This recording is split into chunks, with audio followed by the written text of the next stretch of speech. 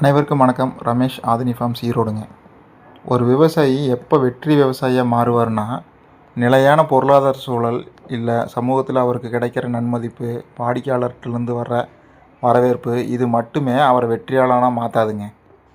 என்னை பொறுத்த வரைக்கும் ஒரு விவசாயியோட குழந்தைகள் அவரோட எந்த அழுத்தமும் இல்லாமல் தாங்களே முன்வந்து அந்த தொழிலை கையில் எடுக்கிறப்ப தான் அந்த விவசாயி முழுமையான வெற்றி பெறாரு. நான் இந்த இயற்கை விவசாயத்தில் இருக்கிறதால நிறைய கூட்டங்கள் அழைச்சி இயற்கை விவசாயம் செய்கிறதுக்கான விருதுகளையும் அங்கீகாரத்தையும் தரும்போதெல்லாம் ஒரு பக்கம் ஊக்கமளித்தாலும் எனக்கு முழுமையான சந்தோஷத்தை தர்றது என்னோடய பசங்க என்னைக்கெல்லாம் ஆர்வமாக தோட்டத்துக்கு போகலாம்னு கூப்பிட்றாங்களோ அந்த ஒரு சொல் தாங்க.